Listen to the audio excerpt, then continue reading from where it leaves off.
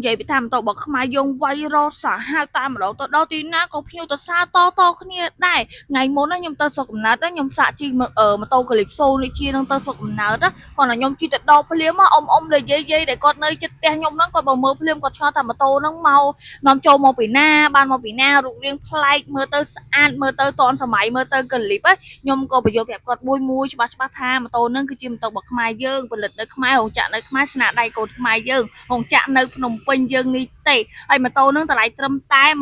1980តែប៉ុណ្ណោះម៉ូតូធានាគុណភាពជូនបងជន់ភាព3ឆ្នាំពេញអ៊ីនសរ៉ែនទាំងម្ចាស់ទាំងម៉ូតូរយៈពេល1ឆ្នាំទៀតសម្រាប់អ៊ីនសរ៉ែនគឺធានាទាំងអាយុជីវិតរបស់យើងធានាទាំងម៉ូតូខូចខាតពេលដែលយើងជិះទៅមានបញ្ហាបែកបាក់ឬមួយជិះទៅមានបញ្ហាផ្សេងយើងអាចយកទៅឆែកមើលដល់ក្រុមហ៊ុនអត់មានអស់លុយសំបីតែ100ខ្មែរហើយកុងទ័រខាងមុខហ្នឹងគឺជាកុងទ័រ EasyTouch ចុះមួយទូរស័ព្ទដៃបានអាចជំនាញខុសចេញចូលបាននិងអាចមើល map បានទៀតប្រើ Smart Key សារពីកុដ Smart Key មកគ្រាប់បងដែលចង់បានកលិបសូនេះជាមានកពណ៌គ្រប់ឡាយបងអាចមករកហាងលលូតបានកុំភ្លេចតាក់ទងមករកហាងលលូតតាម Page តាម Telegram យើងមានម៉ូតូនៅក្នុងឃ្លាំងលក់ពិតបងចង់បានតាក់ទងមកបាន